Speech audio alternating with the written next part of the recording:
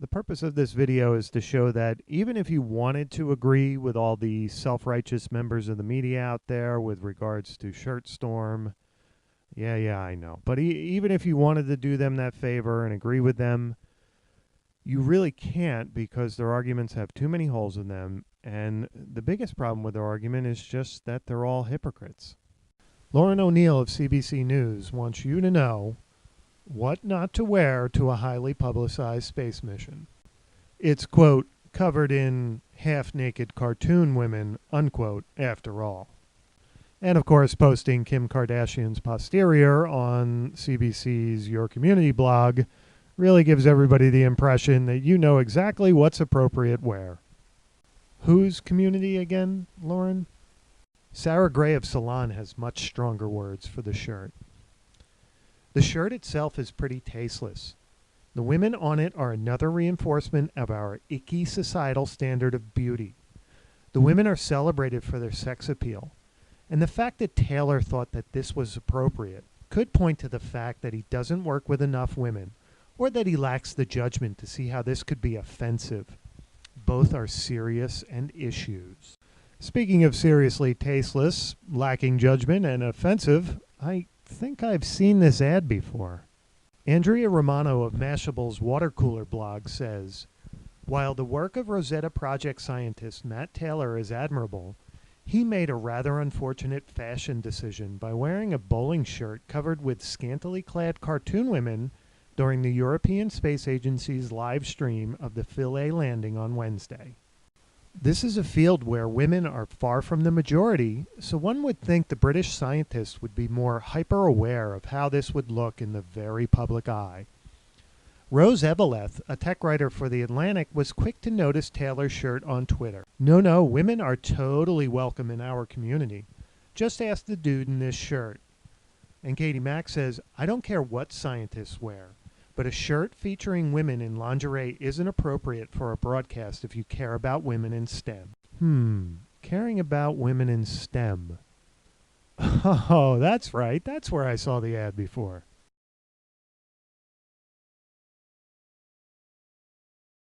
Hello there. It's good to see you again. We're porn stars on the internet. We're here to talk to you today about net neutrality, which is near and dear to our hearts. Without net neutrality, internet service providers could create special fast lanes for content providers willing to pay more. That means slow streaming, slow social networking, and yes, slow porn. And no one ever yells, slower, slower.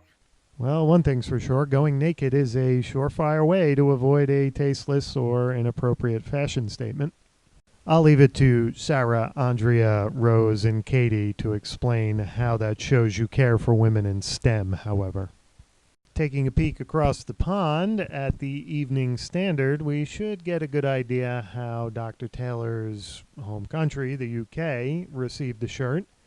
And we find Katie Mack again? Oh, brother. It's just a t-shirt. It's just hello. It's just hello? Hello? Okay. It's just a magazine cover. It's just a TV show. Wait, we can't say hello anymore? It's just every friggin' aspect of life sometimes. Like saying hello. Which I guess we can't do anymore. But in a sense, I agree with Katie, because it is every friggin' aspect of life, including the Evening Standard's hypocritical links. But this time, somehow magically, it is just a wardrobe malfunction, and it is just whoever this person is adjusting her bikini. You know, nothing that would affect the psyche of women negatively, you know, like a bowling shirt with cartoon images on it, because there are no men involved here. And, you know, that's every friggin' aspect of life except, you know, when women do it. And when the Evening Standard does it. Over at Slate, Phil Plait in his Bad Astronomy blog wrote an article entitled Shirtstorm, Casual Sexism and the Inevitable Horrid Backlash When It's Called Out. Phil writes, he was wearing a bowling shirt covered in pin-up-style drawings of scantily clad women. This upset a lot of people. A lot.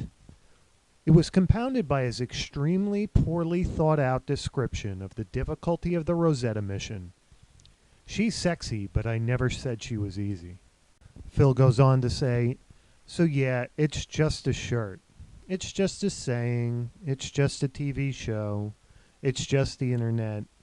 It's just a catcall. It's just a compliment. And it's just an ad. Speaking of ads, Phil, what's this I see down here from the Huffington Post?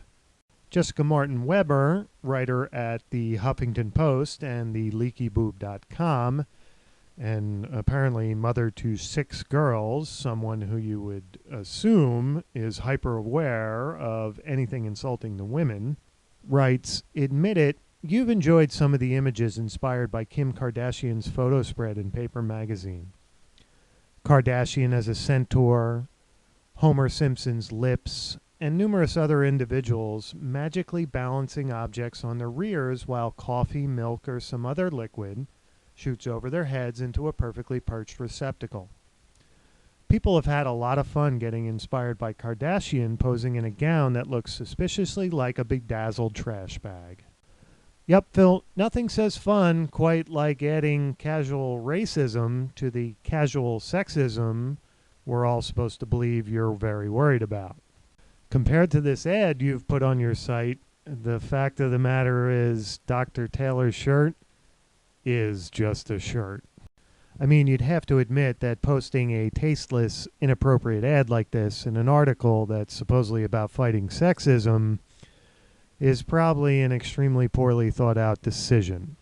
And I'm sure you can appreciate that what you really deserve to have happen to you is you deserve to be in a position where, unless you publicly apologize, your career goes down the tubes. But of course, Phil, you won't be apologizing for this offensive sexist ad that you put in your article. The Evening Standard won't be apologizing. Mashable won't be apologizing. Salon won't be apologizing. Nobody will be apologizing like Dr. Matthew Taylor.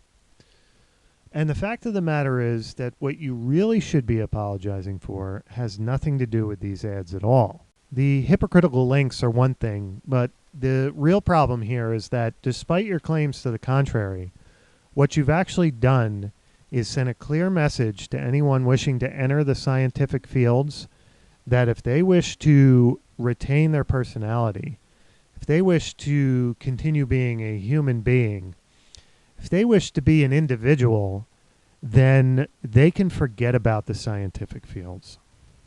Of course, you and the media can continue to do whatever you want because the other message you sent is that there's one set of rules for us and there's another set of rules for you.